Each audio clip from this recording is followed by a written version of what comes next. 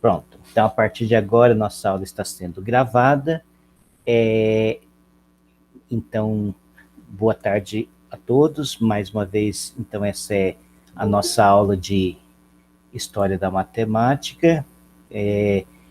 Então, eu gostaria de iniciar no item da semana 1, eu tinha colocado uma atividade que era uma espécie de brainstorm, e eu quero começar com essa atividade de brainstorm para a gente tentar refletir quais são os elementos. Talvez eu pus algumas palavras num quadro, que aí a gente vai olhar para essas palavras, vão fazer algumas flechas, então eu vou, a hora que eu abrir esse quadro, vocês vão me indicar assim, algumas flechas que eu posso fazer de uma palavra para outra, e indicando por que você considera que essa flecha é importante, e no final a gente vai olhar.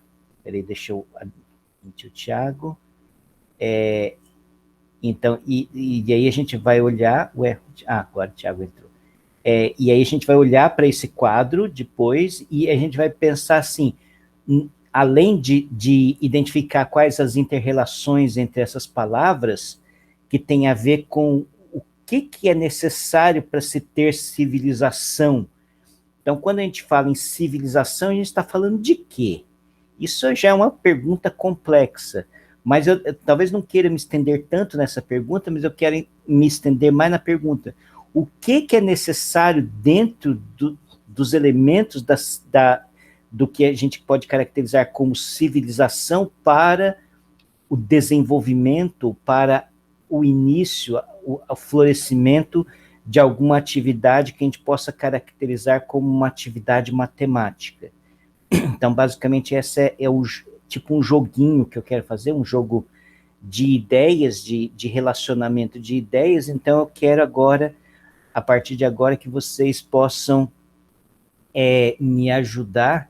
Eu vou apresentar, peraí, deixa eu só ver aqui se eu vou apresentar coisa aqui. Então, eu vou pôr aqui um quadro, tem algumas palavras escritas, talvez, peraí, bom, vocês estão vendo esse quadro em branco, né?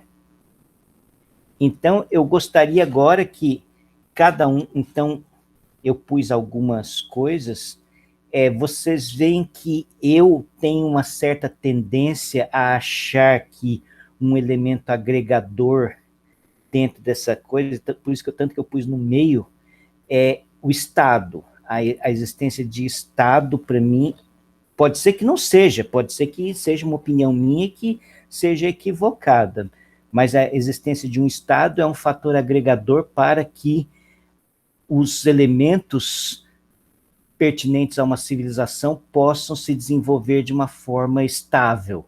Mas, de qualquer forma, agora eu gostaria que alguns de vocês abrissem o microfone e falassem: professor, talvez essa palavra esteja relacionada com aquela, por causa disso, disso, disso. É isso que eu quero ouvir de vocês. Então, quem vai ser o primeiro?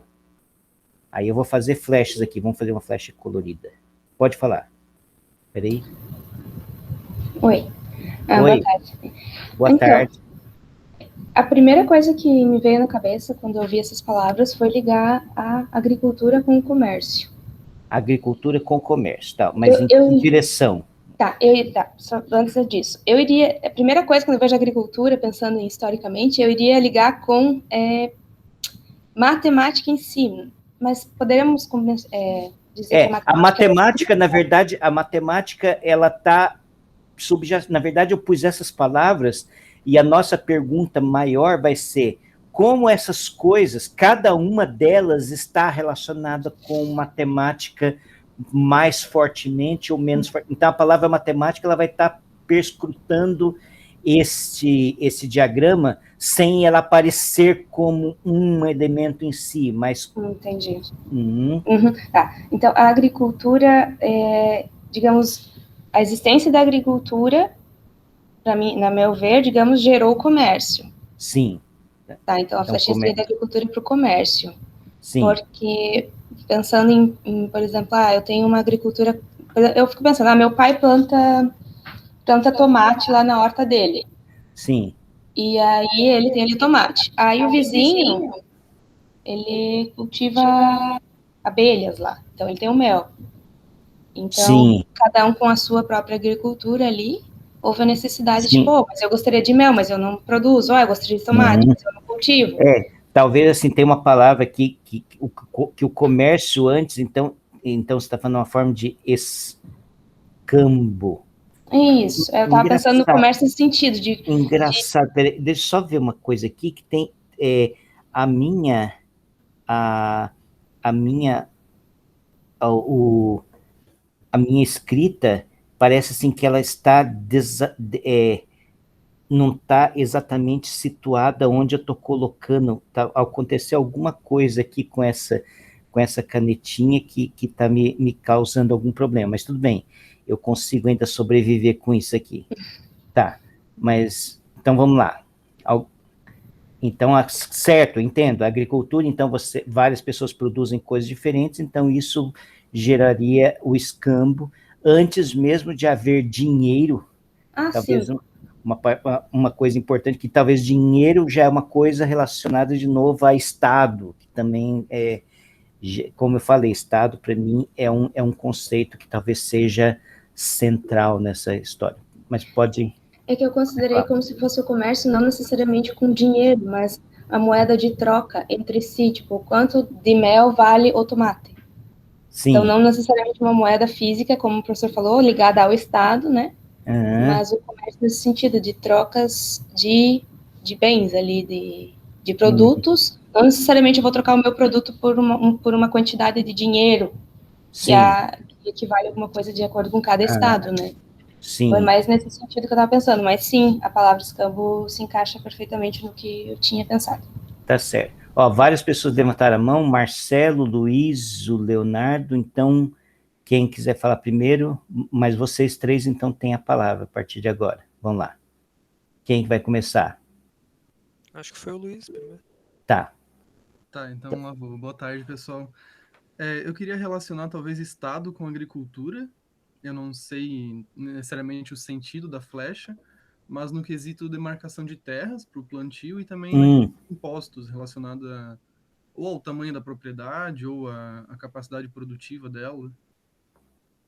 E isso aqui é importante, por exemplo, você falou uma coisa que talvez o Heródoto, na sua história, ele Sesostris, ele cobrava, porque o Egito, vocês sabem, é basicamente uma tripinha de terra da esquerda e à direita do rio Nilo, alguns poucos quilômetros em ambas as margens, basicamente isso é o Egito, fora disso é deserto.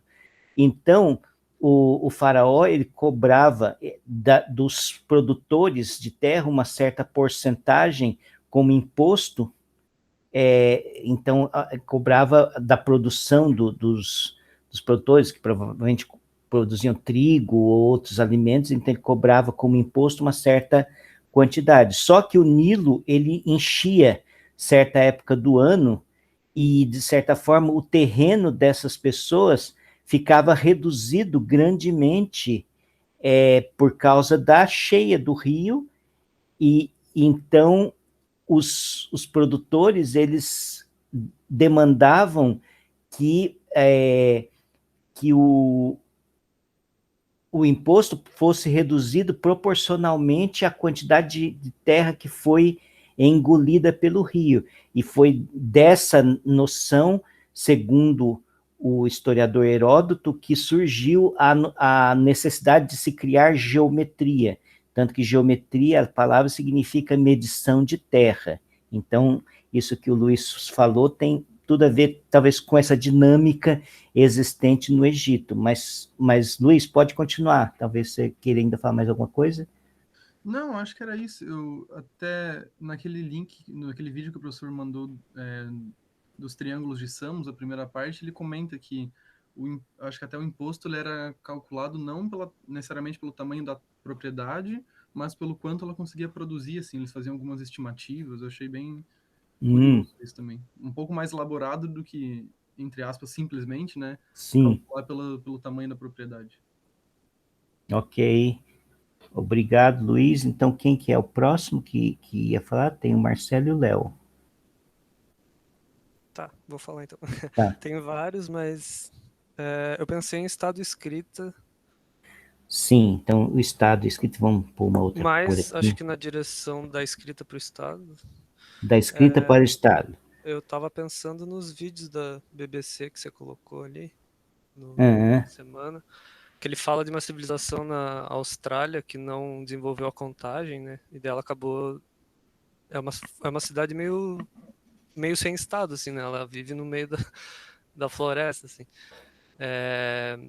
E as civilizações que precisavam contar coisas e estavam muito amontoadas em grandes cidades, elas precisaram criar escrita e daí que elas iam conseguir criar suas próprias leis e deixar para a É. posteridade regindo Então, a população. Assim. deixa eu colocar algumas coisas aqui que talvez ajude. Os registros, inclusive, sim, dos feitos do rei, mas também a questão da contabilidade, essa palavra não existia, né? Contabilidade, mas eu acho que é uma palavra que pode mais ou menos significar isso, porque o Estado tinha que se reger, contabilidade não só do dinheiro, mas dos soldados, dos exércitos,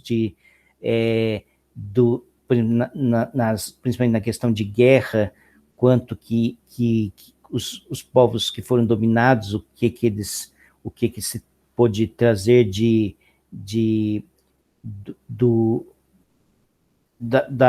das sobras da guerra, né? Eu esqueci a palavra exata que quando se fala assim de espólios, os espólios, então todas essas coisas eram registradas.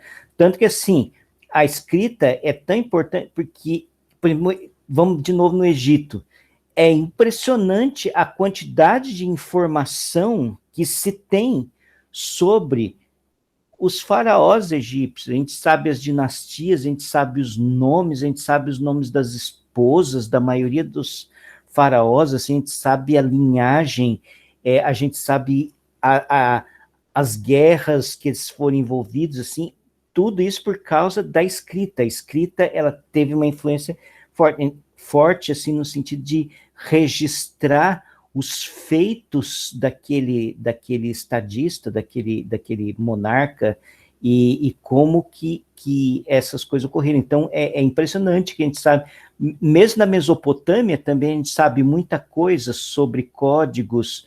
Por exemplo, o primeiro código legal existente foi o código de Hammurabi, porque assim, no Egito a coisa funcionava meio na vertical, no sentido assim, o faraó era um deus entre os homens, então tinha basicamente os atos do faraó, mas, por exemplo, se sabia pouco ou quase nada sobre, quer dizer, sabe-se muita coisa sobre a vida comum dos cidadãos, mas, assim, talvez não tenha assim, uma reciprocidade. O que talvez na civilização babilônica começou a ocorrer é uma coisa que é um código moral, ético, legal, que fizesse o cidadão se sentir parte dessa etapa. Não era uma democracia, certamente, mas certamente era a organização social era diferente, então, e tinha essa coisa que existia um código, então, que estava talvez até, não digo acima da palavra do rei, porque, na verdade, o código foi originado, talvez, do próprio monarca, foi outorgado nessa direção, mas, num certo sentido, que conduzia a vida comum das pessoas naquele sentido. Então, talvez sejam formas diferentes, mas talvez essa coisa da legislação. E aqui, nessa contabilidade aqui, é importante, ó, a gente tinha falado do comércio, então, o comércio aqui surgiu a questão, talvez, deixa eu voltar lá no comércio, surgiu a questão de valor, valor das coisas, então aqui tem um ponto talvez importante a respeito de origem matemática. Aí depois o Luiz falou aqui sobre demarcação de terras, então aqui tem noção talvez de área, de produtividade, de quantidade, também aqui tem alguma noção que envolva talvez o início da matemática, e nessa contabilidade aqui também, a própria noção dos impostos, de como o Estado geria os seus recursos. Talvez aqui também existia uma fonte de origem da matemática. Marcelo, quer falar mais alguma coisa? Não, só um pouco que eu pensei que você estava falando dos faraós, da verticalidade dos egípcios, pelo que eu li no livro lá, é que a gente tem muito mais noção da civilização egípcia porque tá tudo em pedra nos templos, né? É por isso que eu não sabia que os babilônicos eram tão avançados até ler e ver as aulas ali, porque parece que foi só no meio do século XVIII, XIX, que começaram a descobrir as pedras e os... Não, pelo que eu entendo, tem pedras, as primeiras escritas que se tem notícias são sumérias e são de pelo menos 3.000 antes de Cristo, 3.000 e pouco antes de Cristo. Então, quer dizer, a Suméria... Não, mas na questão matemática mesmo. Porque... Bom, a questão matemática é uma coisa que a gente não fica sabendo no seguinte sentido. Você tem aquele registro lá, aquele papiro, então aquelas pedras, mas aquilo provavelmente já era um conhecimento que podia ser secular ou até milenar dentro daquela cultura. Por exemplo, aquelas pedras do babilônicos lá, muitas delas eram cadernos de anotações, por exemplo, aquele da diagonal do quadrado era um caderninho de estudante. Então, quer dizer, isso significava que aquele conhecimento não era aquela pessoa que estava escrevendo que inventou. Aquilo já talvez seja passado de gerações em gerações e você não sabe exatamente onde surgiu, em que ponto dessa história pregressa surgiu aquele conhecimento e como que ele foi desenvolvido. Você tem mais ou menos um documento que revela um quadro em um determinado momento histórico de como que aquelas coisas já estavam rolando lá naquele contexto, mas não necessariamente a origem deles, né?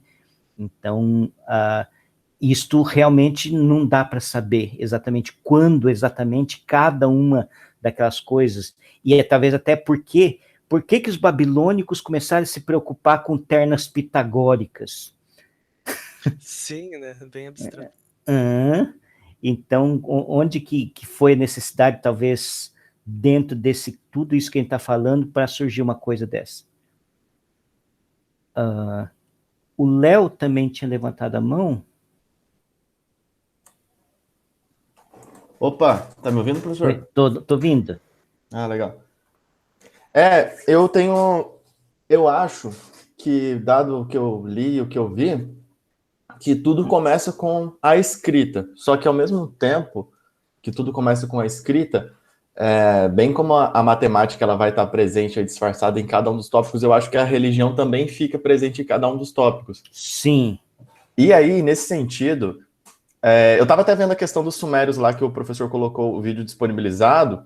Tem até, depois eu queria discutir com o professor, diferença de informação nas literaturas que eu li, mas de todo jeito o que bate é o seguinte, que antes, por exemplo, os números eles eram riscos em ossos, então não tinha uma escrita relacionada a isso. Sim, isso já é mais antigo, tem um osso chamado Ixango, que é da África, que basicamente você registrava, assim, quantidades, mas não tinha um sistema numérico. Apenas eu acho que pela datação do carbono 14, eles falaram que 20.000 anos antes de Cristo já tinha risco em ossos. Mas, de todo jeito, eu vou fazer um pulo de 20.000 anos antes de Cristo para 4.000, assim, eu vou pular bastante. Sim. Mas, de todo jeito, os números, enquanto riscos em coisas, em ossos, argila e tudo mais, não representavam uma linguagem ainda. Eles não tinham uma aritmética relacionada àquilo. E aí, bom, tudo era quantidade de filhos, e aí eles não sabiam a quantidade, 5, eles falavam muitos, né? E aí, o que aconteceu foi que quando os números passaram a ser peças, e aí o número 1 passou a ser uma peça, ainda assim, 4.000 anos antes de Cristo, os sumérios ainda não tinham criado 1, 2, 3, eram vários uns, porém, com a criação das peças, eles conseguiram criar uma aritmética relacionada a isso, porque com as peças, eu acho que era em formato de cone, você conseguia fazer subtração, enquanto riscos em ossos não dava para se fazer subtração. E aí eu acho que cria duas coisas. Eu daria flecha da escrita para o Estado e da escrita para a agricultura ao mesmo tempo. Porque no momento... escrita para a agricultura, vamos lá. Isso. Por que você acha que tem essa flecha aqui, hein? Porque quando foi criada a aritmética, e inclusive um fato legal é que a aritmética foi a primeira linguagem, né, para os sumérios. Eles tinham os números antes de ter a linguagem, isso foi legal. Então eles conversavam através disso, essa era a linguagem deles. E aí eles começaram a se organizar em cidades. Então... Não, mas só uma coisa, Léo, talvez a linguagem escrita, não quer dizer que eles não falassem, assim... As pessoas já falavam, já tinha, e tinha uma coisa normal, assim, de falar das coisas do dia a dia. Não seria tudo criptografado, né? O oi seria 12. Mas, assim, exatamente. Quando escrita também eu colocaria para a cidade. São 3 flechas saindo para a escrita, na minha opinião. Saindo da escrita ou para a escrita? Para o Estado, cidade e agricultura. E aí depois comércio e arquitetura. Tá, peraí, deixa eu só... A escrita aqui para cidades. Tá, por que você...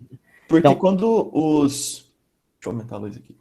Quando as pessoas começaram a se organizar em cidades, ao mesmo tempo surgiu a necessidade de divisão de grãos, da agricultura.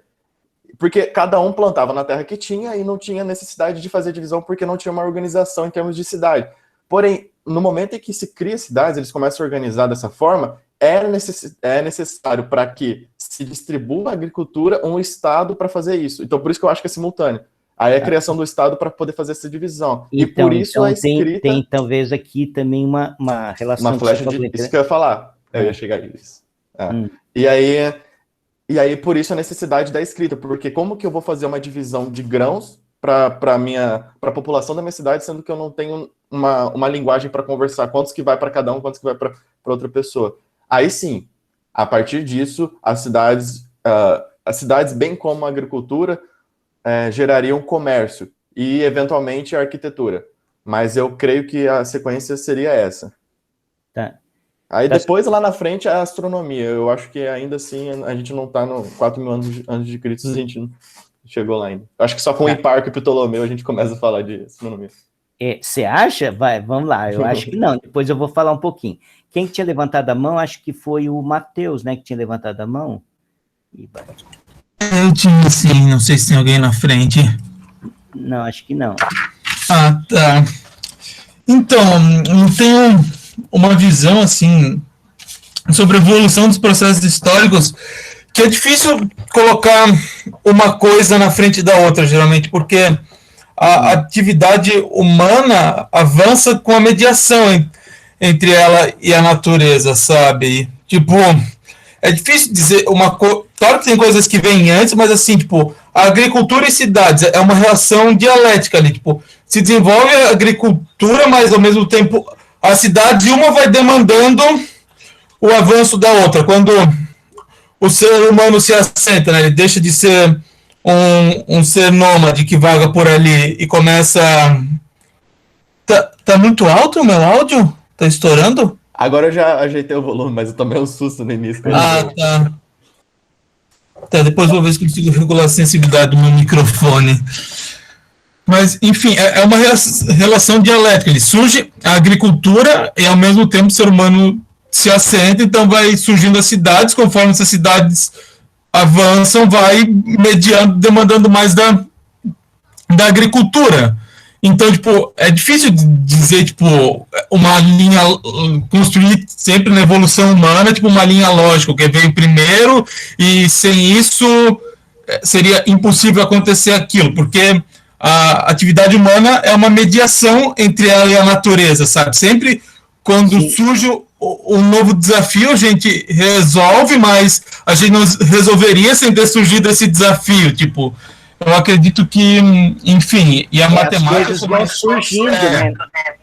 Como uma atividade essencialmente humana, ela nasce da mediação entre homem e natureza, assim como a astronomia, por exemplo, está ligada com a agricultura, por exemplo, prever épocas do ano de cheia e tal. Isso.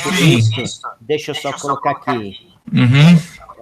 A astronomia, porque na verdade a agricultura, ela deu a necessidade de você olhar para os céus para ver as estações do ano, por exemplo. Uhum. Então, mas pode continuar falando. Tá.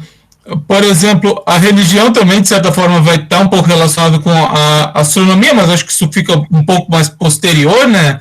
A evolução humana, mas tipo, a religião é um ato também agregador na atividade humana. Quando você reúne grupo de pessoas, você precisa sempre ter um elo agregador entre eles, né? Uma identidade em comum. Uhum. Eu acho que e a identidade em comum central, onde tudo aponta para o Estado, realmente. O Estado é o centro centralizador ali para onde toda atividade humana se aponta, né? O ponto agregador de uma sociedade mesmo é o Estado, que é o que as pessoas que vivem em comum ali têm em comum, né? Todas as suas ações, de certa forma, são mediadas por esse ente aí. Uhum. Ó, muito boa a sua colocação. Deixa eu só, então, agora acrescentar. A questão da religião, por exemplo, na Mesopotâmia, né, realmente está com algum problema aqui. Um dos pontos que eu acho que a religião incentivou a astronomia é a questão do zodíaco. Quer dizer, porque ao longo do ano você via que o céu ia mudando ao longo dos meses, quais eram as estrelas que apareciam no céu, e isto talvez logo surgiu uma ideia de que talvez essa mudança pudesse ter a ver com, quer dizer, pudesse estar relacionado com os eventos corriqueiros aqui, que pudesse, num certo sentido, ter uma influência sobre os eventos corriqueiros aqui na Terra. Então, se identificou muito antes. Então, o Léo tinha falado, a astronomia é uma coisa que surgiu na Grécia. Não, os babilônios tinham já Na verdade, assim, se você pode olhar até na Idade da Pedra, assim, por exemplo, Stonehenge, que é um monumento do período neolítico. Então, é um período pré-histórico, então não tem escrita, mas tem uma formação que foi construída propositalmente com o objetivo de estudar, de olhar e de observar a posição do Sol ao longo das estações do ano, e provavelmente isso deveria motivar cultos ou cerimoniais ou rituais, e que envolviam também, nesse sentido, o procedimento de como que seriam as colheitas, os plantios, então as festas relativas a isso, que tinham a ver com essas estações do ano e com essa posição do Sol. Então, o Sol, conforme vai, principalmente no hemisfério norte, quer dizer, no nível de latitude da Mesopotâmia, já é uma latitude para além do trópico. Então, ela é subtropical, então ela tem uma amplitude entre os dias mais longos do ano e os dias mais curtos do ano muito grande. Então, quer dizer, se você passa um paralelo ali passando por Bagdá, deve passar por Madrid. Eu não posso não estar correto. Então, quer dizer, eles têm um padrão climático ali parecido, não climático, mas de variações ao longo do ano parecido com o da Europa. Na Europa é muito mais, então quanto mais ao norte você sobe, então, por exemplo, na Inglaterra, nos países nórdicos lá, então tem outra relação até mais absurdamente intrincada com a questão dessa variação do tamanho do dia, que tem a ver com o fato de que o eixo da Terra é inclinado, então no inverno o dia é muito curto, no verão o dia é extremamente longo, então isso tinha uma influência grandiosa sobre a cultura e sobre como que as pessoas agiam no seu dia a dia. Então isso regia, no certo sentido, todo o sistema social. E eu creio que essa necessidade de aprender mais sobre como olhar os céus e como demarcar os céus trouxe a necessidade de você fazer medições. Então, por exemplo, eu acredito que, por exemplo, a gente usa graus até hoje, 360 graus, por causa da divisão babilônica que tem a ver com o sistema sexagesimal.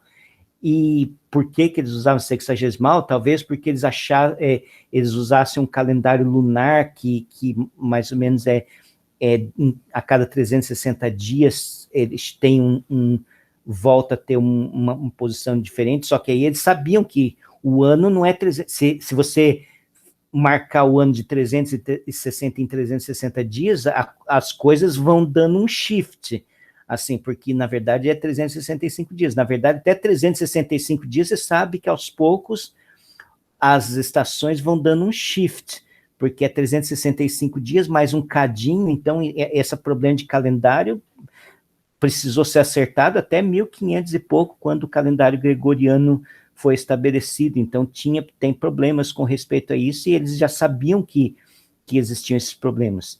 E outra coisa que aparecia também, talvez mais relativa assim, ao imaginário, é a questão do eclipse.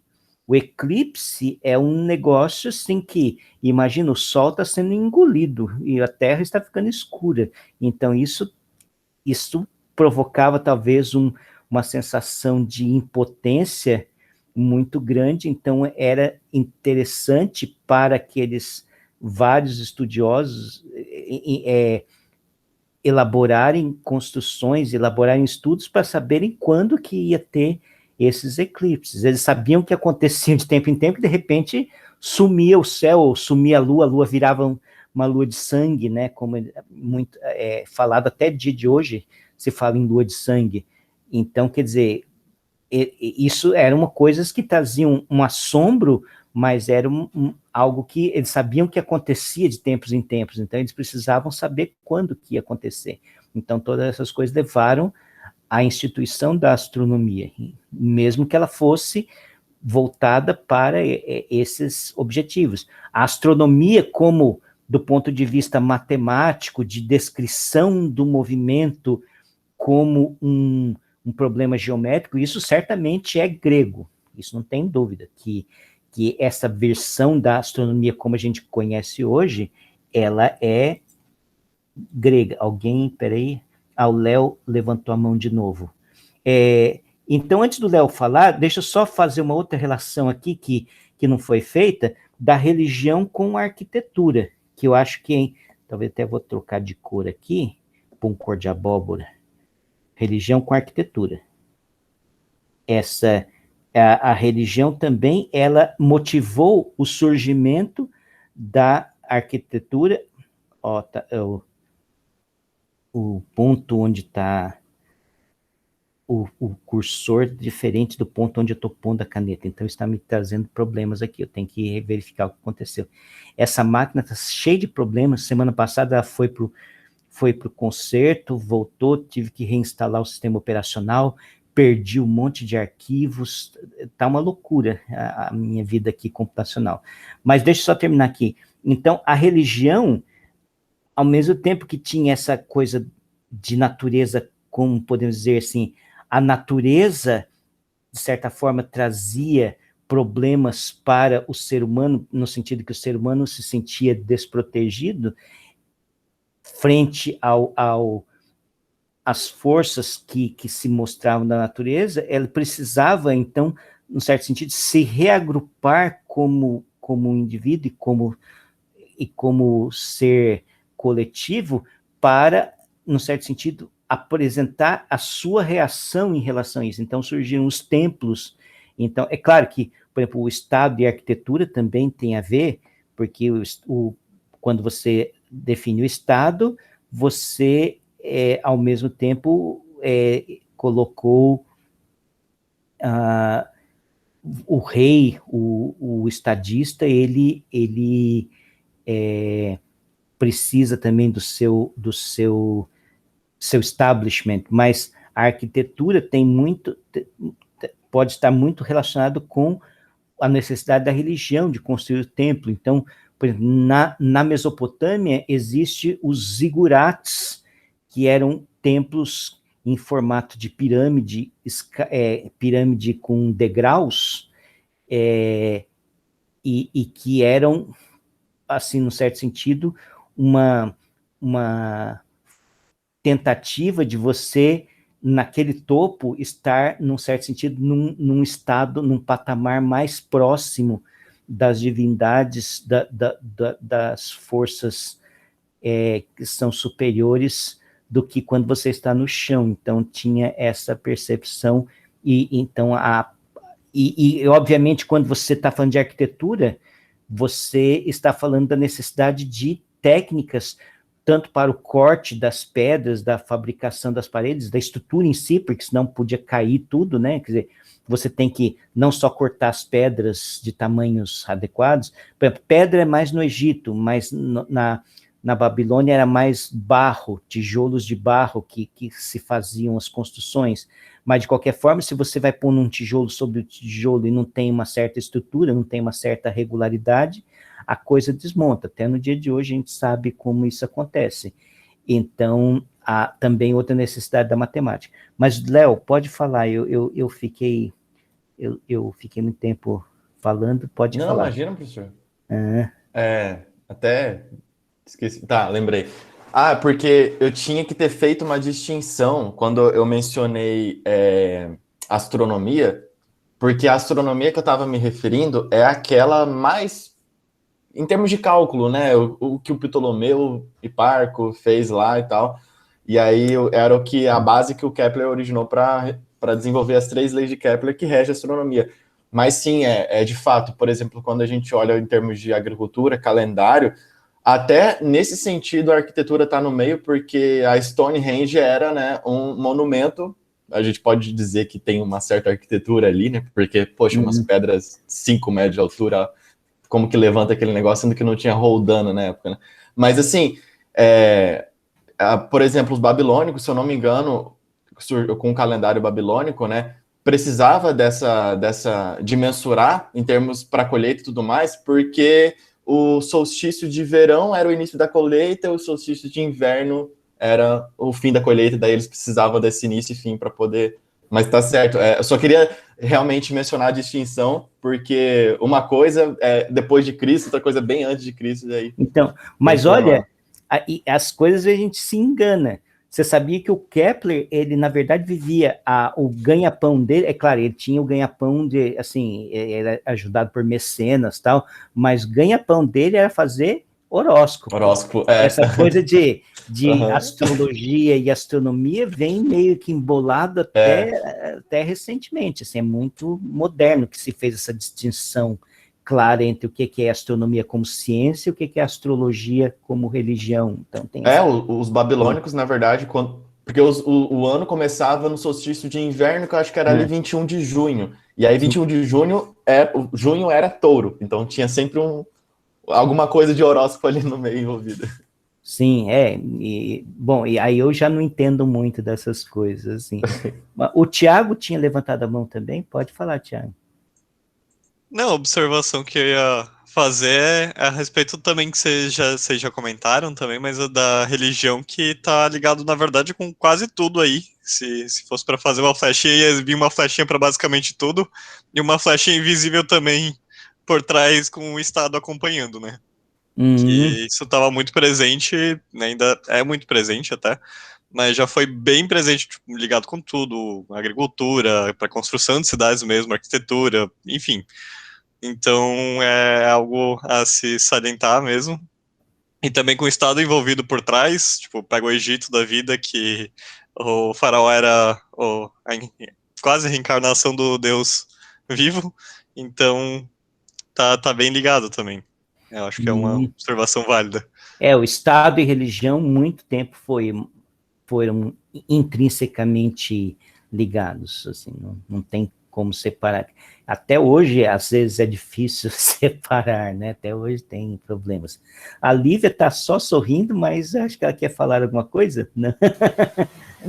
Não, professor, eu ia falar exatamente isso, é que o senhor falou assim que muito tempo foi, e eu dei risada porque eu digo que ainda é, né? Assim, claro que a gente tenta não, mas ainda atualmente, por isso que eu dei risada. Na hora que o senhor falou muito tempo, eu falei, acho que ainda tem muito ainda que tá ligado. E acho que só um ponto, aproveitando que eu abri meu microfone, é que agora o Thiago falou, né, que a gente não colocou nenhuma setinha, mas para arquitetura e cidades, que eu acho que acaba também estando muito ligados, e aquela hora que o Leonardo falou sobre as cidades, no vídeo, né, que o senhor mostrou, o cara fala exatamente isso, sobre a matemática, acho que é o vídeo do número 1, sobre ter sido a causa da cidade, de hoje a gente ter as cidades, assim, então acho que isso ficou bem claro na questão das cidades, da escrita ali, né, nessa ligação, e acho que da arquitetura e das cidades, o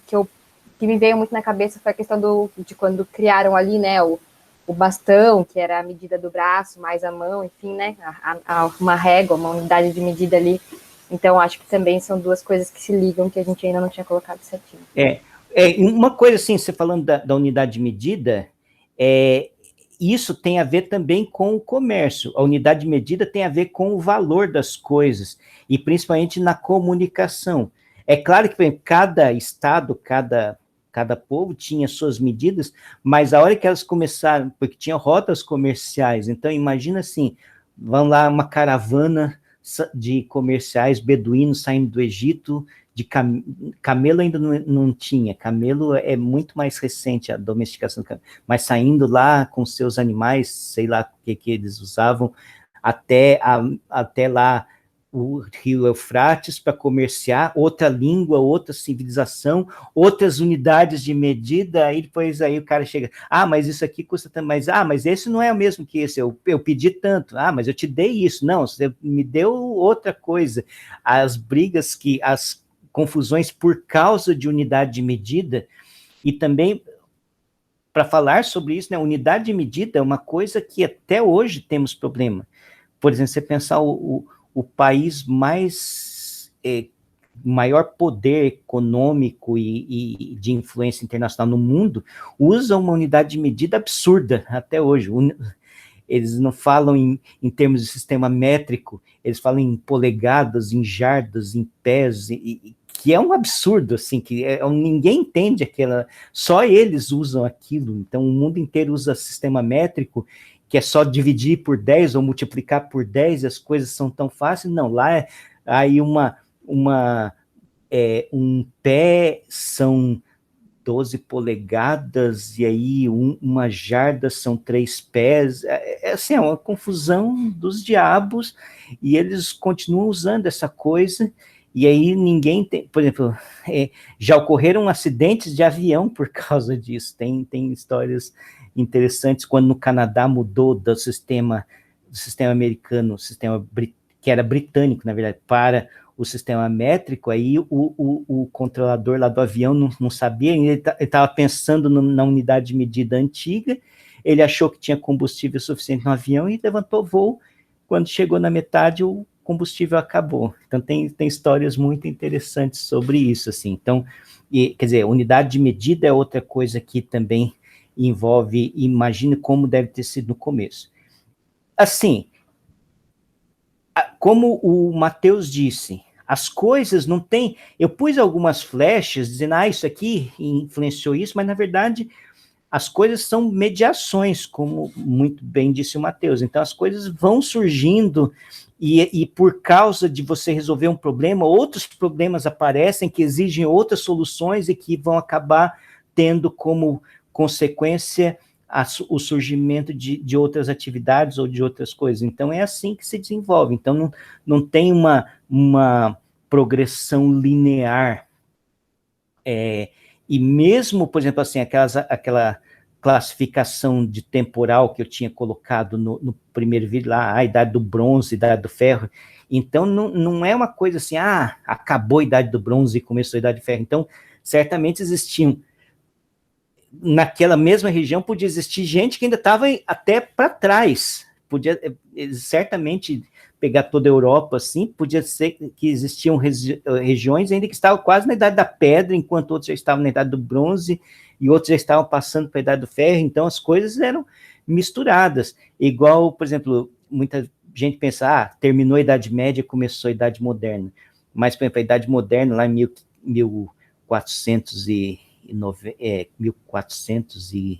eu não sei exatamente quando caiu Constantinopla, que é o começo da Idade Moderna, acho que é 1442, não sei, mas o fato é, a Itália era super moderna desde 1200 e pouco. A Itália já tinha um comércio avançado, Veneza, Florença, já era uma coisa linda, mas vai pegar no interior da Alemanha, por exemplo, eles viviam uma vida medieval e ainda iam continuar vivendo uma vida bem medieval pelos próximos 100 anos. Então, as coisas não acontecem assim, tipo, em saltos, elas vão acontecendo gradualmente e convivência de coisas que são padrões diferentes. Então, a gente, muitas vezes, quando a gente estuda, principalmente os livros de história, assim, a gente pensa que as coisas são certinha, bonitinha, mas as coisas vêm misturado e bem misturado. Bom, eu não sei se alguém ainda tem mais alguma coisa. A Beatriz tinha levantado a mão, não tinha visto, Beatriz, desculpa, pode falar. Tudo bem, professor. Mas, na verdade, a minha fala encaixa, eu acho que bastante na sua, que eu ia só comentar a respeito, eu acho que da necessidade do Estado para o comércio, né? Porque eu acho que no início ainda a gente começa com um escambo, mas chega um momento que isso cresce tanto que surge a necessidade de organizar esse comércio, de você começar a mensurar as riquezas e coletar os impostos, e mais para frente ainda surge a moeda e como que você vai organizar essa troca, o que cada coisa vale, né? Uhum. E como que isso é organizado em cada cidade. Então, eu até fiquei pensando bastante tempo se eu colocaria uma seta da cidade para o comércio ou do comércio para a cidade, mas eu acho que eles... É uma coisa quase que uma via de mão dupla, né? Eles talvez. Coexistem, né? Você não coloca um comércio se não tem cidade, eu acho muito difícil você ter uma cidade sem ter um comércio. E em cima disso, o Estado para conseguir organizar, né? Não, sim, obrigado. Realmente é bem pertinente a sua colocação, porque, assim, no começo a gente tinha falado da agricultura, gerou o comércio de escambo, mas a hora que surgiu a cidade, e isto, obviamente, de novo, intermediado pelo Estado, né, que é o Estado que faz essa intermediação aqui, que talvez, como você colocou, a questão da universalização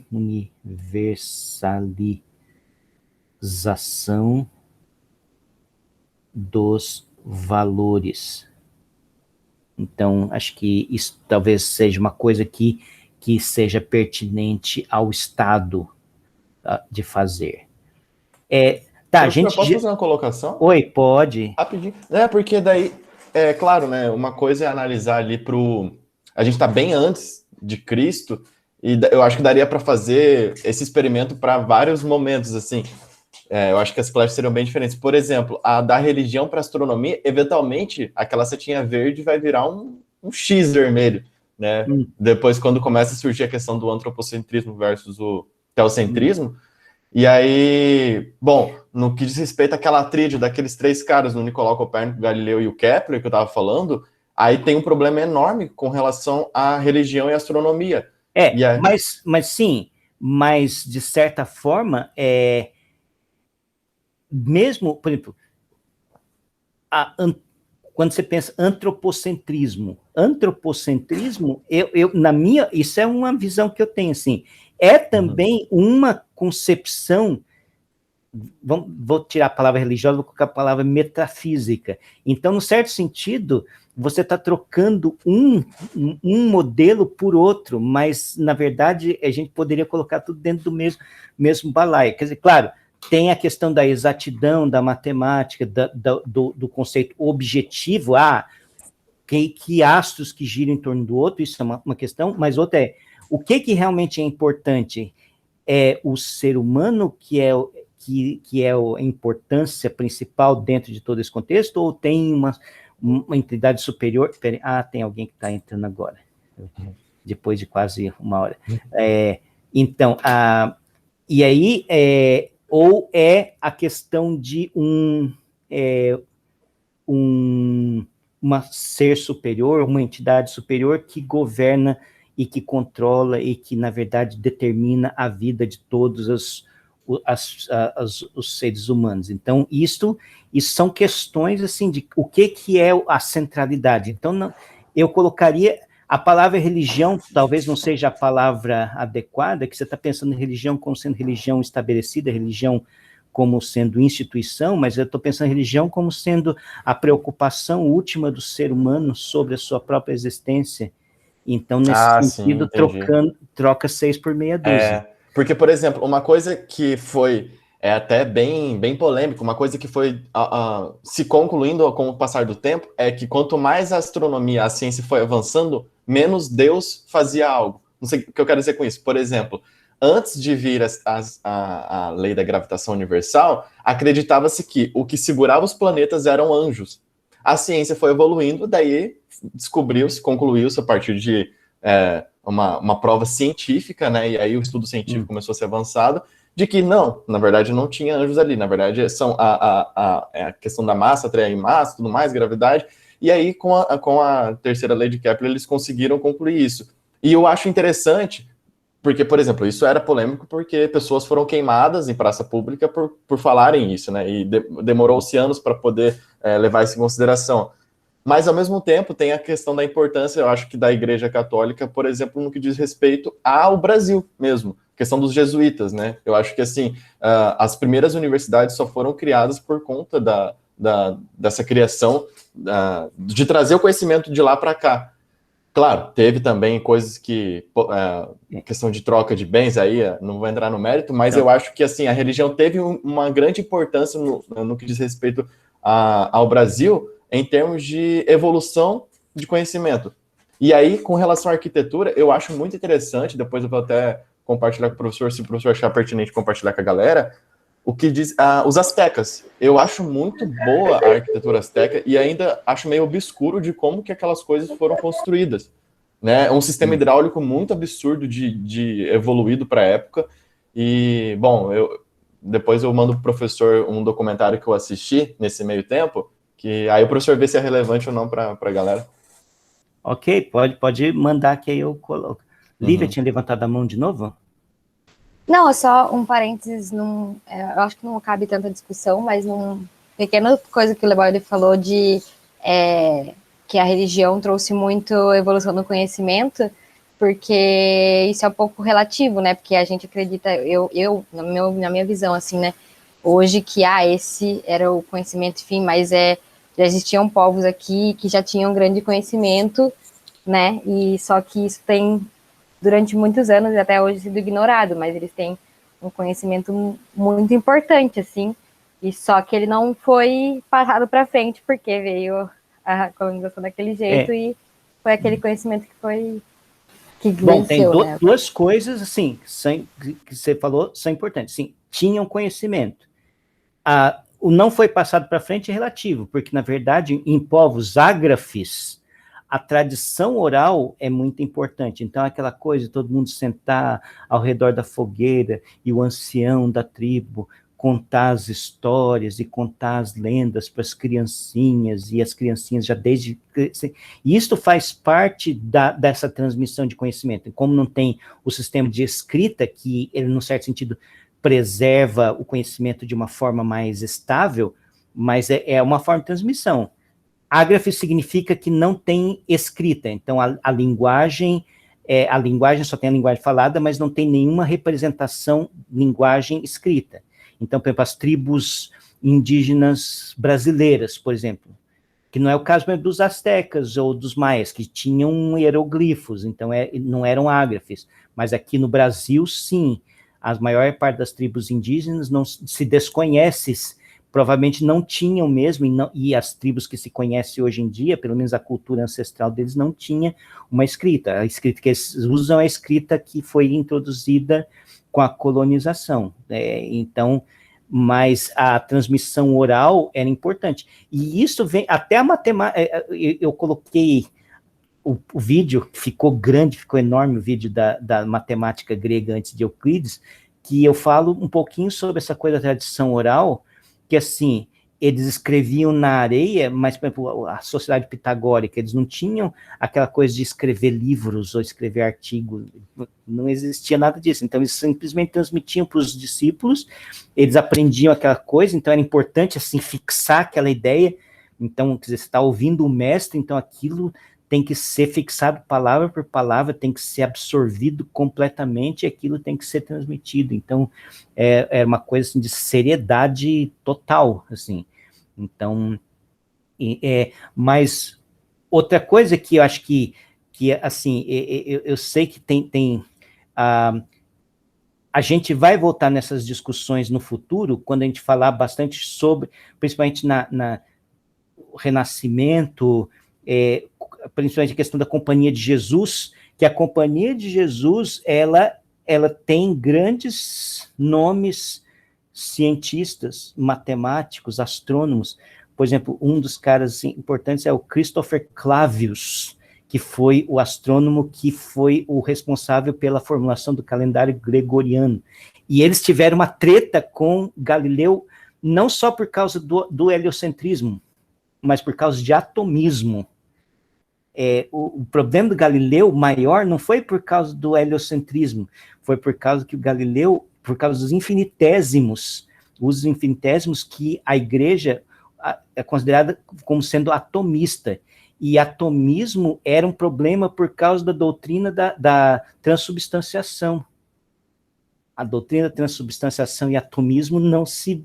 Então, por causa do atomismo que Galileu foi acusado de ser herege. Tiago, pode falar. Você pode explicar um pouquinho mais cada uma dessas partes, porque eu acho que eu nunca ouvi falar, ou se eu ouvi falar já foi muito pouco dessa vida, então. Não, sim, é que também eu estou já adiantando coisas que a gente vai falar em algum momento. Assim, tem um livro chamado Galileu Herético, de Pietro Redondi, eu acho que é Galileu Herético, o nome do livro. E aí a tese dele é que claro, o heliocentrismo tinha a ver, sim, mas, assim, se o Papa, assim, teve um Papa anterior, assim, tinha um Papa que era amigo do Galileu, e era um Papa aberto, então, para aquele Papa que veio, assim, teve o Papa que depois que era já um cara que era um desafeto do Galileu e que virou Papa, e esse cara foi o que pisou nos calos do Galileu, mas antes dele tinha um Papa que era brotherão do Galileu, assim, e para esse cara, ele era totalmente liberal, então, acho que na cabeça dele, essa coisa, se é sol que gira em torno da Terra, claro, a teologia da Igreja Católica era muito voltada para o aristotelismo. Então, o aristotelismo que forma o core da Igreja Católica desde São Tomás de Aquino. E Aristóteles tinha essa versão de que a Terra era o centro por causa dessa esfera e tal, e tem toda uma questão filosófica envolvida. Mas eu acho que seria tranquilo, tanto que agora, por exemplo, a Igreja Católica é totalmente tranquila com relação a essa coisa, e também para o atomismo depois. Mas o problema naquela época era o atomismo, por quê? Porque tinha sido feita a Reforma Protestante em 1517, e tem versões diferentes sobre a interpretação da Eucaristia. Então, a Igreja Católica tem a doutrina da transubstanciação, quer dizer, quando você come aquela hóstia, aquilo vira realmente o corpo e o sangue de Cristo dentro de você. Então, vira, é a transubstanciação.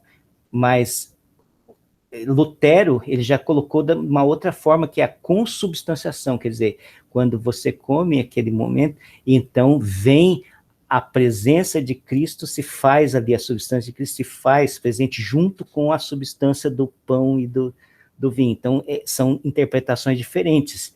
Então, isso era herético para quem é da Igreja Católica Romana, essa interpretação luterana e as interpretações protestantes eram heréticas. Mas, para sustentar a interpretação católica, daquela maneira, tinha que se interpretar o conceito de substância do ponto de vista aristotélico. Então, e o ponto de vista aristotélico meio que é incompatível com o atomismo. Então, se você é atomista, aí tem problemas. Mas, atualmente, já não. Teve uma vez que eu conversei com um amigo meu que é católico, eu perguntei como é que... Ele é físico e é católico, então ele acredita na transubstanciação, mas ele é físico, e aí eu perguntei como é que ele via essa coisa. Ele falou, não, mas isso tem a ver com a substância do ponto de vista aristotélico, então é outro... Sim, já separou completamente a questão do que é a substância lá para a estabelecimento do dogmatismo lá e o estabelecimento das coisas, da substância conforme a ciência. Então, são coisas que está bem separado na cabeça, eu acho, de qualquer católico moderno, mas naquele tempo não. Então, isso dava problemas sérios. Então... Ok, entendi. Obrigado. Nada. Bom, eu sei que fugimos muito do assunto, mas é que assim, eu queria saber ainda se vocês viram todos os vídeos lá, se tem alguma coisa específica de Egito ou de Babilônia sobre a matemática lá, que tem o vídeo do professor João Bosco, tem o vídeo da Tatiana, se vocês viram alguma coisa, queriam comentar, queriam perguntar. Tem certas coisas que eu não vou saber falar, assim, que a Tatiana é muito boa, ela sabe detalhes, assim, e o João Bosco também, mas se quiserem comentar alguma coisa, ainda está aberta essa discussão. Pode falar, Thiago.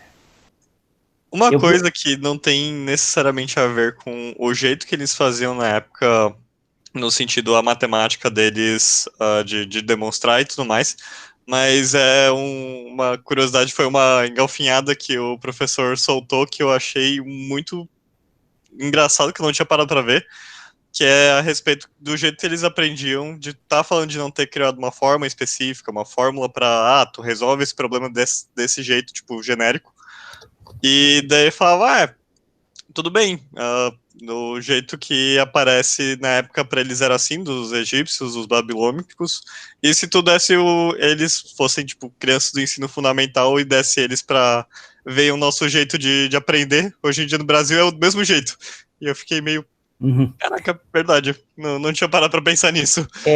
Não, e assim, é muito engraçado que, falando de método, vocês já corrigiram prova da Olimpíada, né?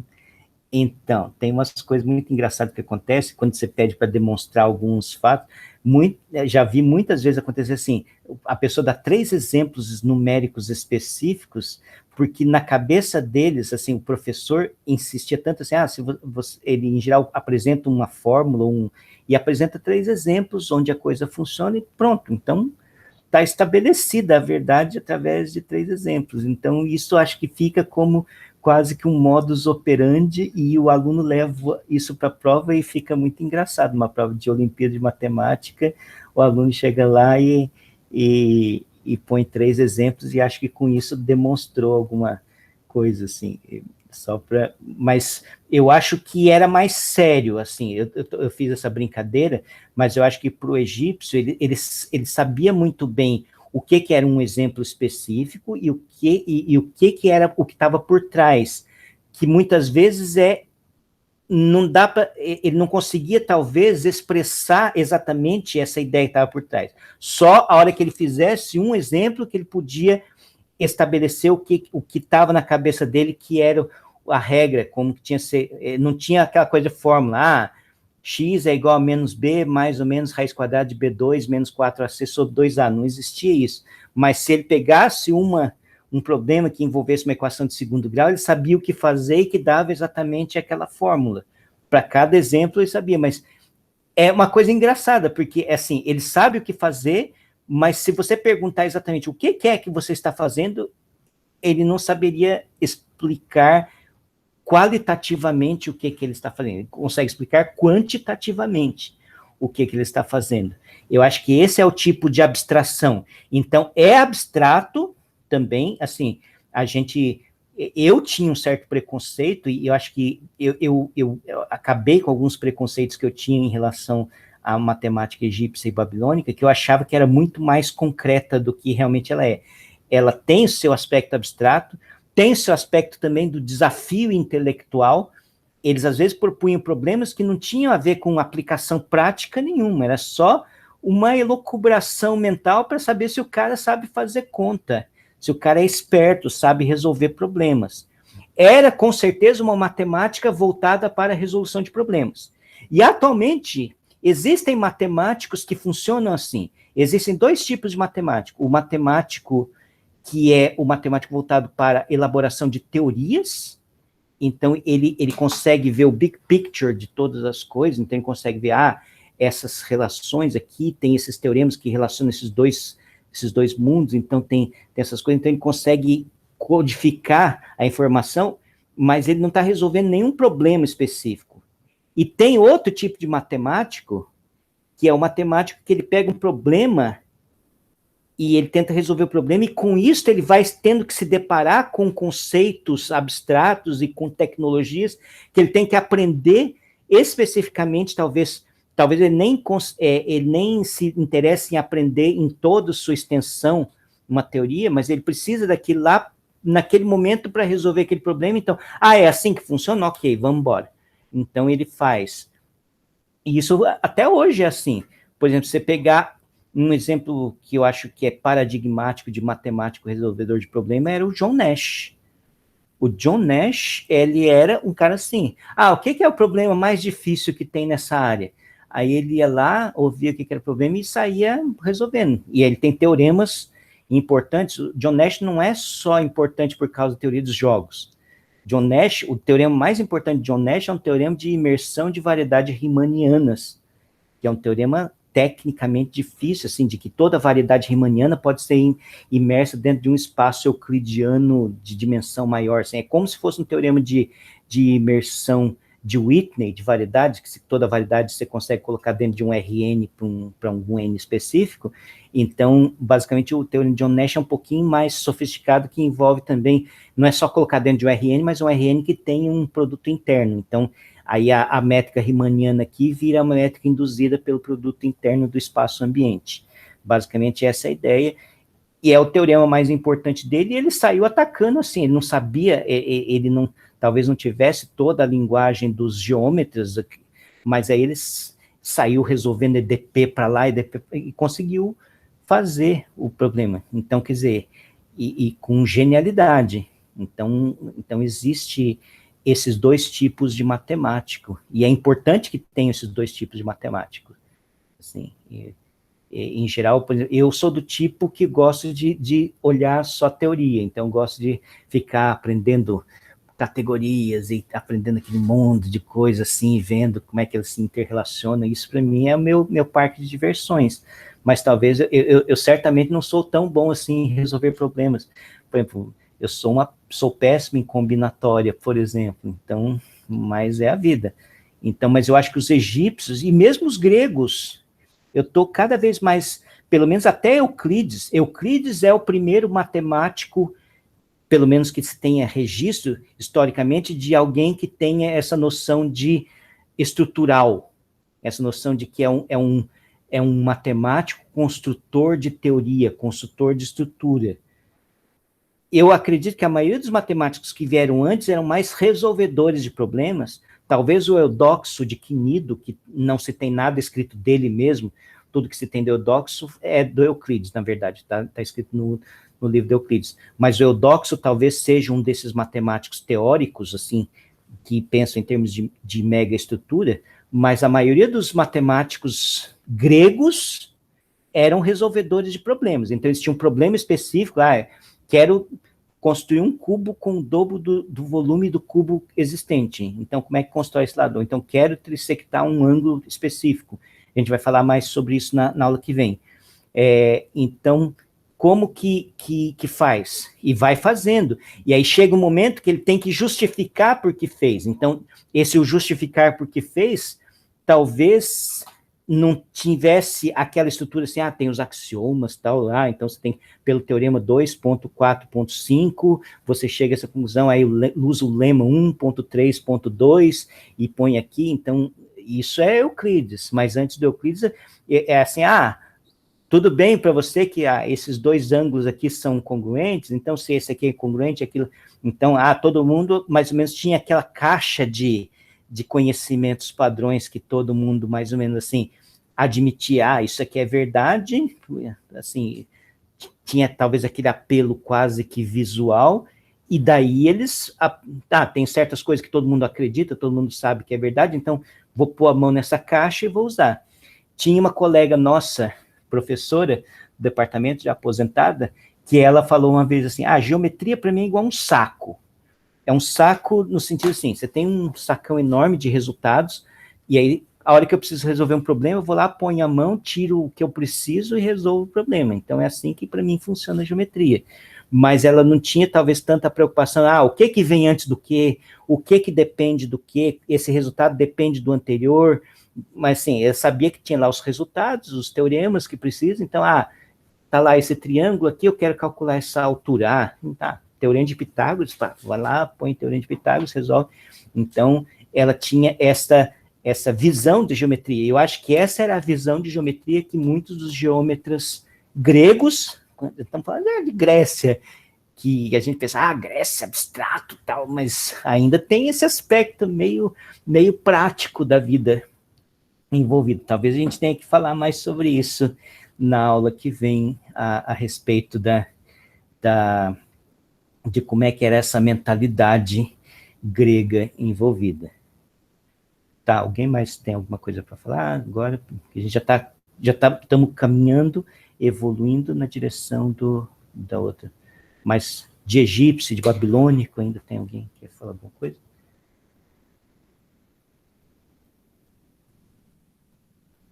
Tá. Ok. Então, vamos passando.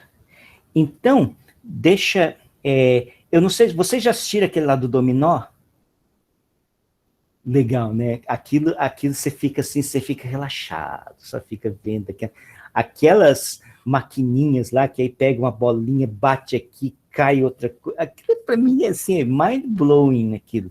Então eu queria também, nesses últimos minutos, talvez fazer uma segunda atividade que talvez a gente tenha que voltar.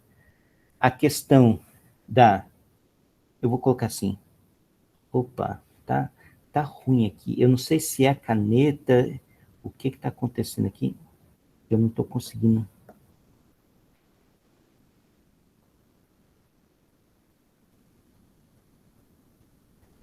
Utilidade versus,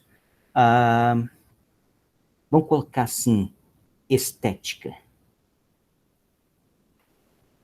Nossa, tá ruim, a minha letra não é tão ruim assim, é que essa canetinha está com algum problema mesmo.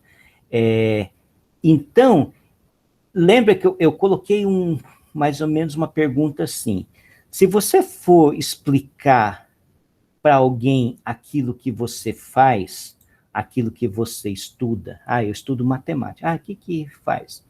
Então, tem dois aspectos, e esses dois aspectos são interessantes serem explorados, tanto quando você vai comunicar a matemática, como quando você vai fazer, que você tenha consciência de que o que você faz também tem utilidade. Mas, por outro lado, a gente às vezes não está buscando isso.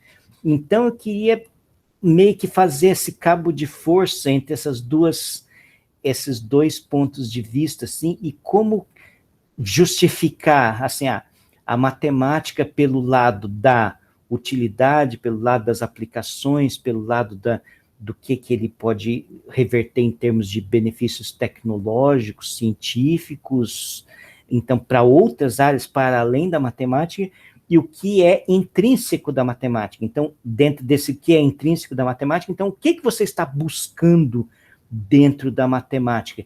E talvez nesse momento eu vou ler o texto do Hardy.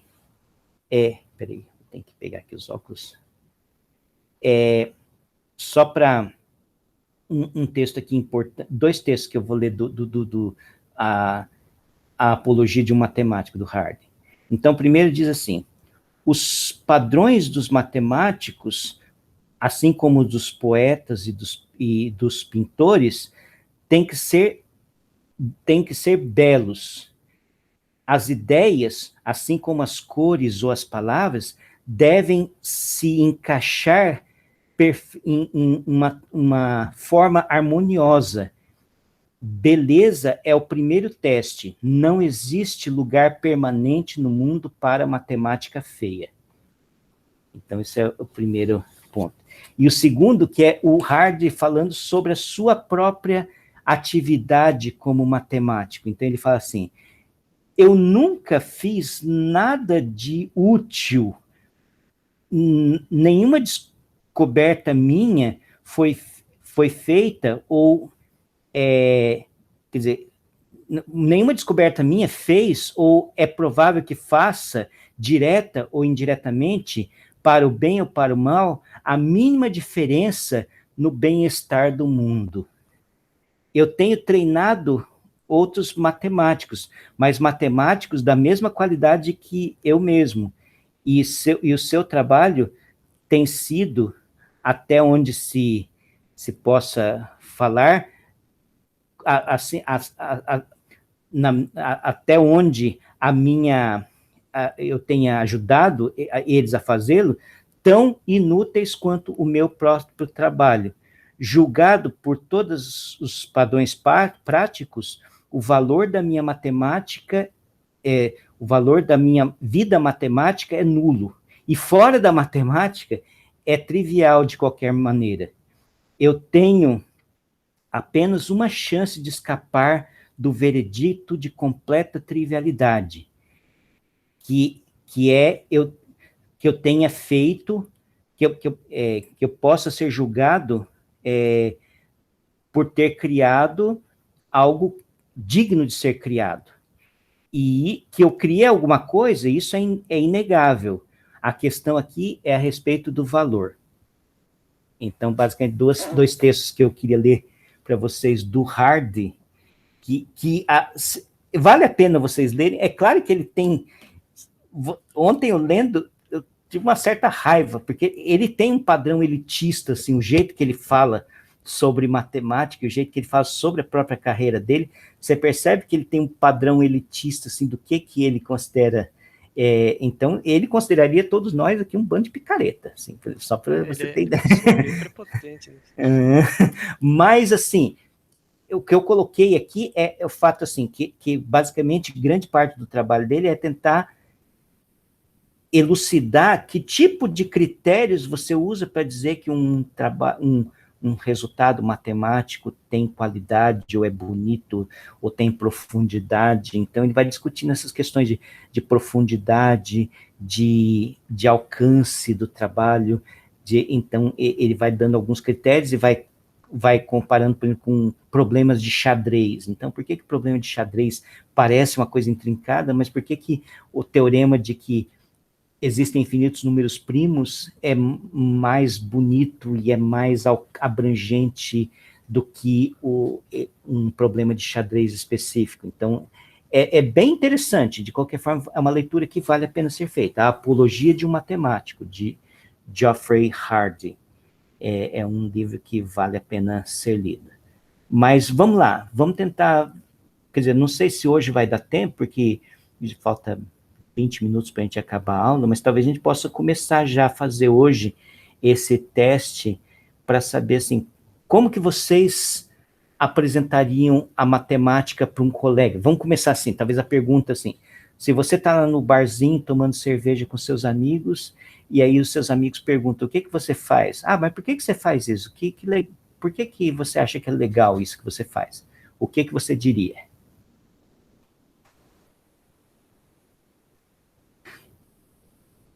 Pô, ninguém diria nada, quer dizer, matemática não é legal. Mas eu não entendi direito, professor. Aí você dividiu utilidade e estética, aí a nossa fala vai... Você que vai colocar? Não, você vai dizer de que lado mais ou menos você diria e por que você focaria mais num lado ou no outro e qual a sua opinião. Então vai lá.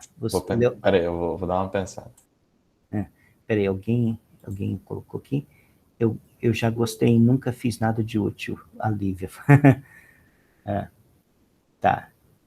Então, Marcelo tinha levantado a mão, então, Marcelo, pode começar a falar, então. A Samara também levantou, mas tá. A Samara, que eu não vi a Samara, tá. Então fala, Marcelo, depois fala a Samara. Eu não tinha entendido direito, mas se é para se colocar num lado, acho que eu já falei na primeira aula, eu estaria totalmente do lado direito, né, porque do lado da estética, eu amo as colocações do Hard, mesmo ele parecendo super prepotente e elitista, mas desde que eu comecei a estudar matemática, eu só me interesso praticamente pelo lado belo dela e pela beleza dela e pela simplicidade do que a gente faz, né? A gente simplesmente conjectura coisas e tenta demonstrar, é só isso. E não se importa se aquilo é importante para a vida dos outros ou se vai ter alguma aplicação. Sim, mas, Marcelo, eu vou fazer uma pergunta assim. Se você fosse convencer algum dos seus amigos de por que isso é importante, que tipo de argumento que você usaria, assim, para dizer por que esse fator estético é importante dentro da matemática? Vamos... Assim, para mim é porque ciências abstratas como física, filosofia, matemática, física teórica, essas coisas, elas são lindas porque são elas que dizem o que um ser humano é, né? Assim, acho que a atividade mais importante do ser humano é abstrair, não é fazer coisas. O que define o ser humano é o ato de pensar racionalmente. Então, por isso que a matemática é tão bonita, por isso que o lado estético dela é o mais importante, eu acho. Seria isso, não sei. Tá bom.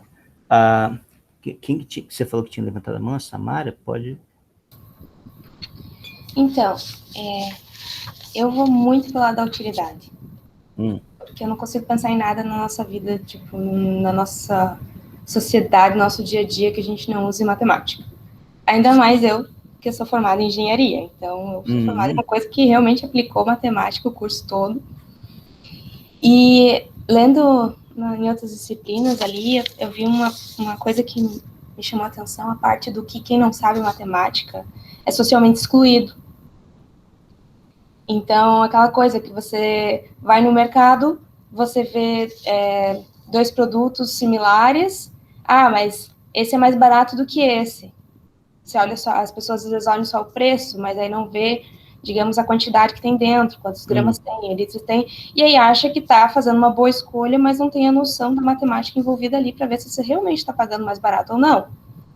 A famosa Black Friday, né? A metade do dobro. Então, é uma coisa que, querendo ou não, dá uma desvantagem social para a pessoa se ela não tem entendimento nem dessa matemática básica. Então, eu vejo muita utilidade na matemática. Sim. E eu achei interessante o argumento do colega na parte estética, na parte filosófica. Eu realmente achei interessante, porque eu não tinha parado assim, agora no momento, quando o professor largou as duas, direto fui para a utilidade.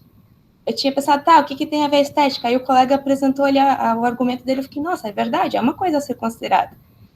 E aquela coisa, você entende o argumento do outro, mas para mim ainda o que mais puxa é a utilidade, que é uma coisa que quando eu fiz a engenharia eu ficava querendo saber mais de outras coisas, tipo, de onde veio, da utilidade disso, da onde que surgiu isso, quem foi a pessoa que chegou nisso e por que chegou nisso. Aí eu começo a ver a história da matemática, como que surgiu a matemática? Por utilidade. Então, mas num certo sentido, Samara, quando você faz essas perguntas, na verdade você está quase que dando uma puxadinha para o outro lado, porque quando você pergunta, como que alguém chegou a essa conclusão? Como que alguém pensou nisso? Abstraiu. Então foi você... o que o Marcelo falou. Não, mas é muito legal, assim, é bom que tenhamos sempre esses dois aspectos na vida. Por exemplo, o próprio Hard, ele falava assim que ele era de teoria de números.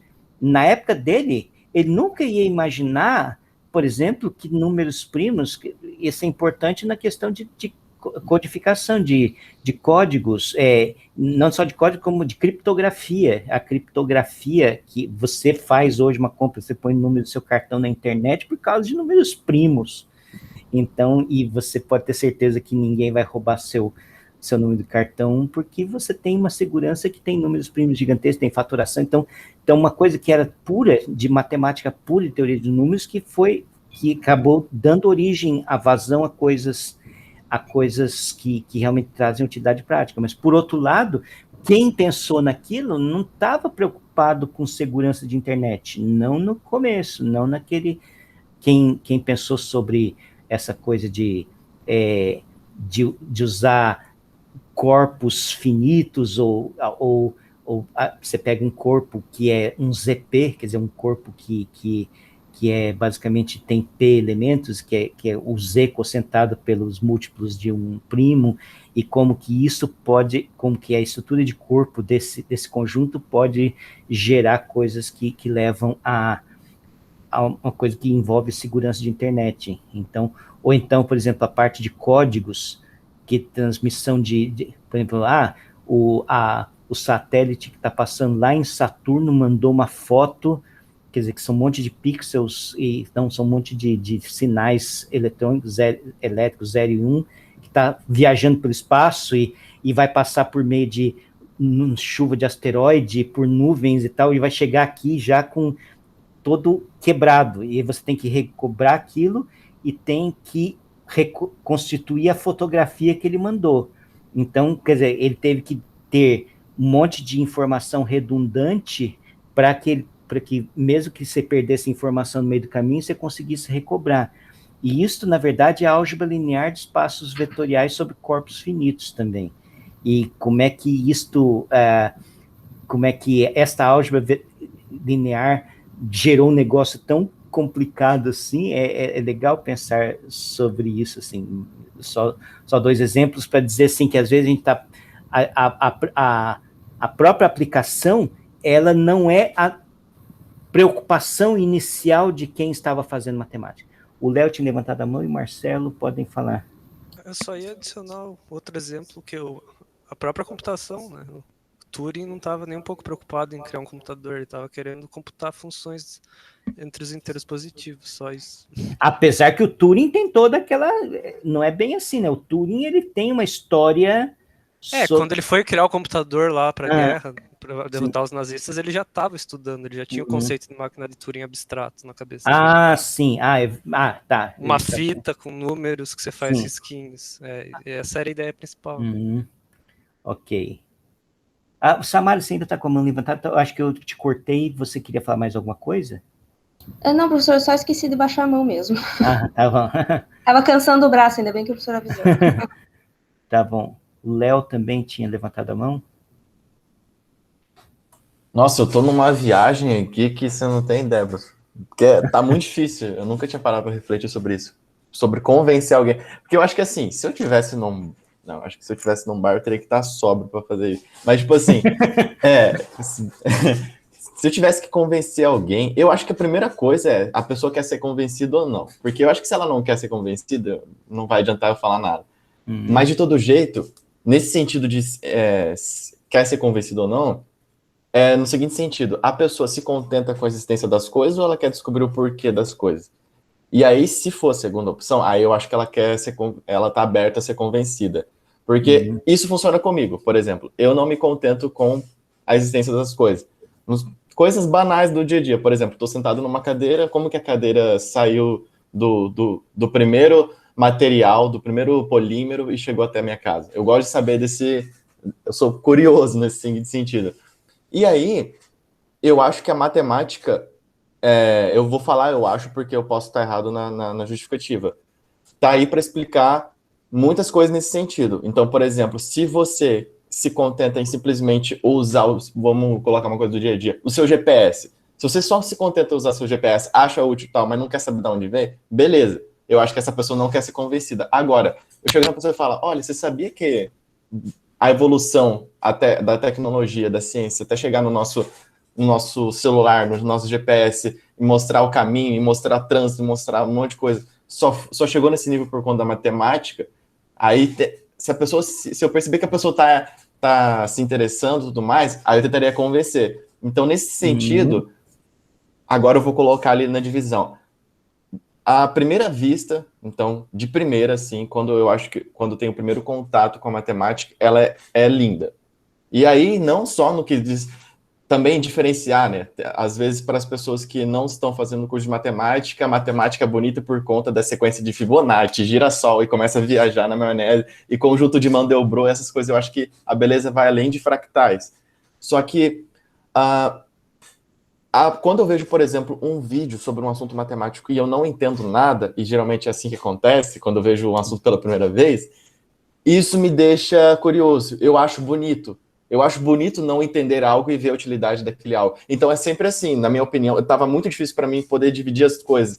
Então, a matemática de primeira, ela é estética para mim. E sem tentar filosofar muito, quando eu me deparo com ela, ela é totalmente estética. Agora, se eu for tentar convencer alguém, eu não vou usar a estética para isso, eu vou usar a utilidade. E aí eu vou começar a explicar para as pessoas coisas que ela usa, coisas que ela está usando e são importantes para o dia a dia dela, só são importantes, só são utilitárias por conta da matemática. Eu acho até legal, eu levo bastante comigo, inclusive meu status do WhatsApp, status escrito, que é aquela frase do Arquimedes, né? Dê-me um ponto de apoio e eu moverei o mundo. O que ele estava querendo dizer é que o ponto de apoio dele era a matemática, naquele sentido. E com a matemática ele conseguiria mover o mundo, ou seja, eu sinto isso quando eu aprendi bastante matemática para aprender outros assuntos. É que nem aprender uma nova língua. Se você sabe o inglês, para você aprender o francês e o italiano, eu acho que é mais fácil.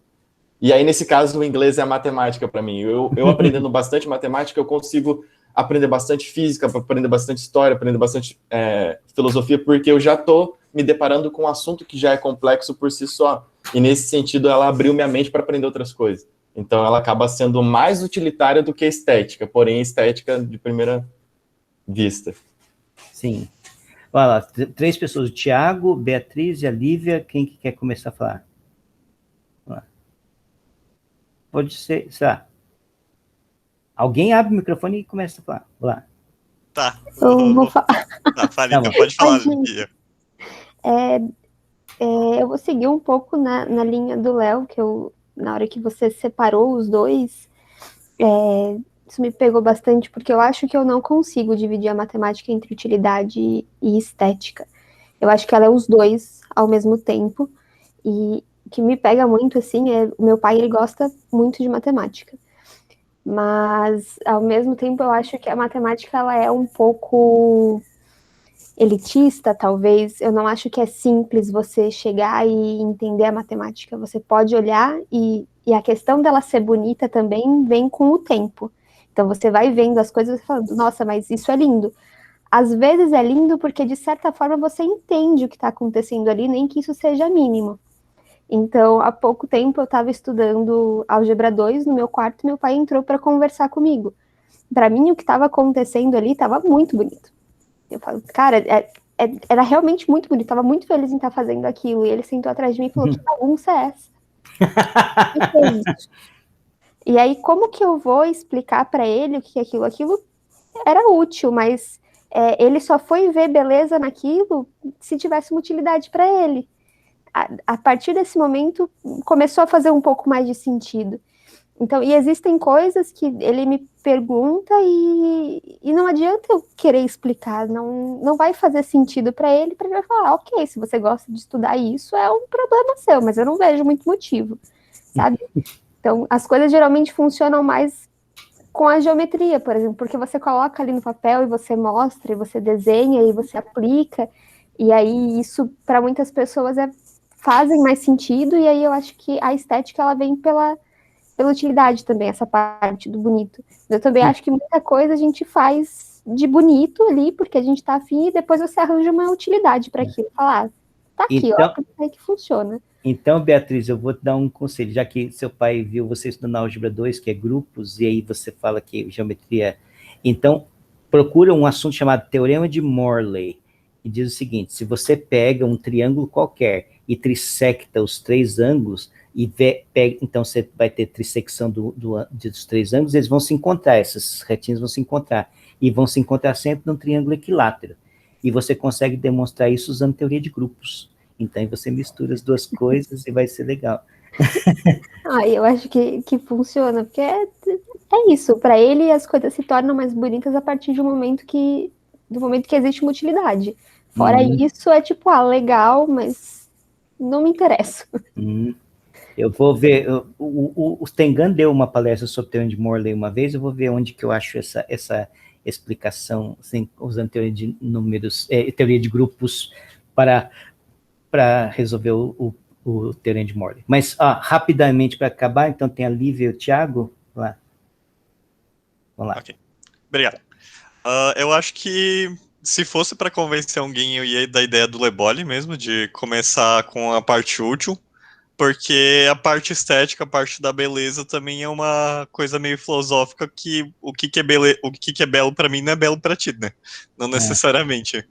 Então eu acho que é algo bem a ser discutível. Então a parte de utilidade não tem tanta discussão, geralmente. Se tu mostra por A mais B que ok, isso daqui tem utilidade, não tem muito o que discutir. Então eu acho que é sensato começar por essa parte. Daí se a pessoa se encantar, é mais fácil de falar sobre a beleza por trás, porque o que a gente acha belo e tudo mais.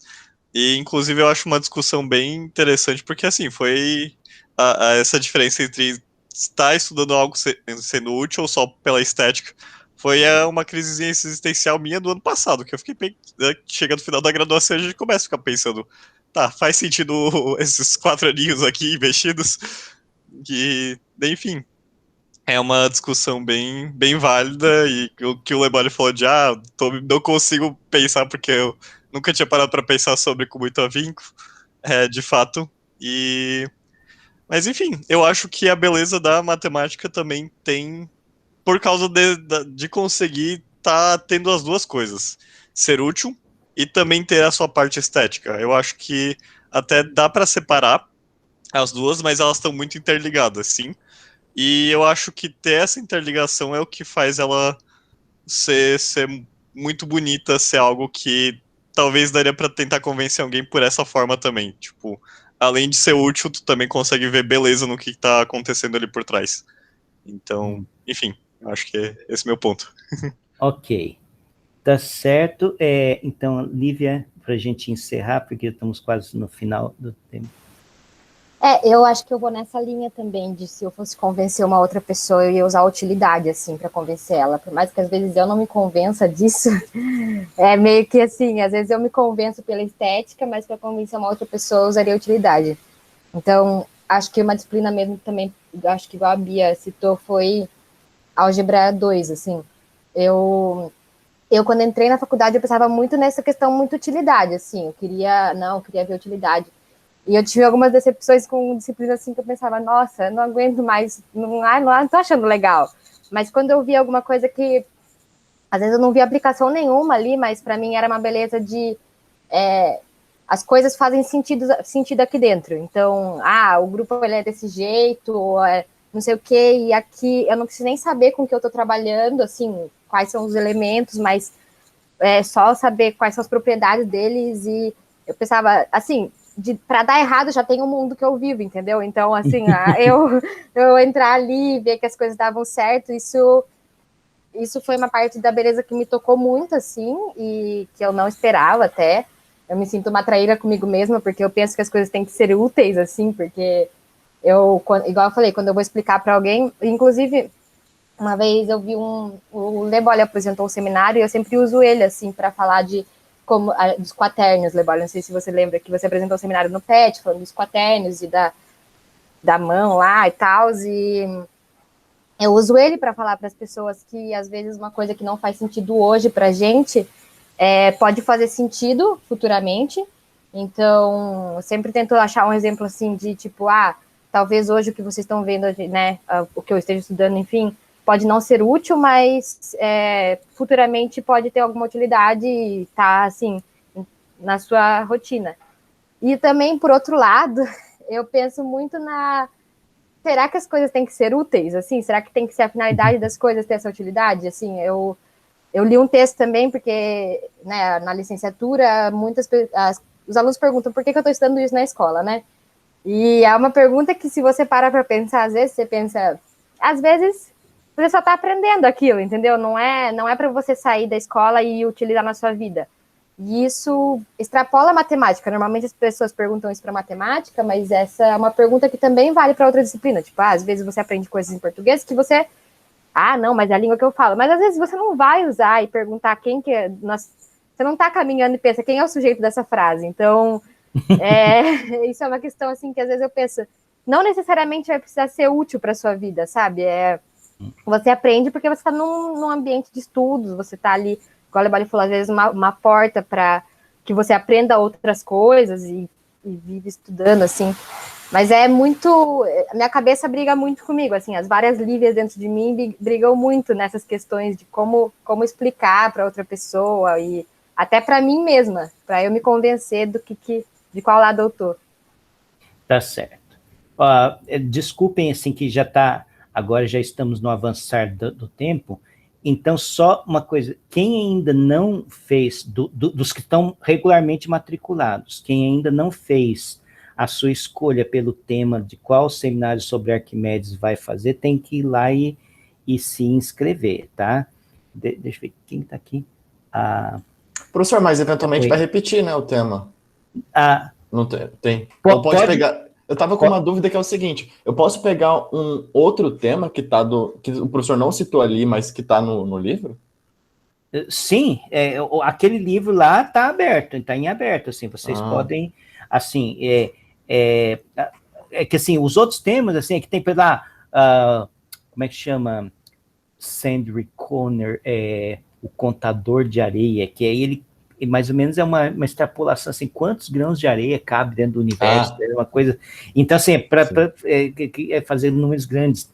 Tem um que chama o livro dos lemas, que eles talvez, assim, são lemas técnicos, eu acho que lá que estão os arbelos, que é aquela coisa que você pega um arco de círculo, aí você recorta e põe, então tem coisas ali, ou tem outro que é que era um problema de você pegar um quadrado, que era tipo um tangram, e quantas formas você podia cortar ele e fazer. Então, tem outros assuntos que eu nem falei, assim, porque... Primeiro porque eu também não conheço, então, mas se você quiser, por exemplo, pegar um tema... Eu acho que você já escolheu, inclusive, o seu tema, né? Mas, assim, o fato se você quiser... falar de algum assunto que eu não tinha sugerido, beleza. Pode também, assim, não tem problema nenhum. Né, tá. Eu tava com essa dúvida porque a galera tava escolhendo, eu falei, putz, mas eu nem li os outros temas, deixa eu escolher logo antes que alguém escolha, eu fiquei com esse medo. Aí eu fui escolher meio que rápido, assim. Mas, assim, é importante vocês já irem escolhendo, já irem lendo, porque tá aí, a coisa vai passar super rápido. Então, vou acabar aqui a gravação. Como é que acaba a gravação? Peraí. Deixa eu só aqui, stop recording. Tá. Professor, enquanto você acaba aí,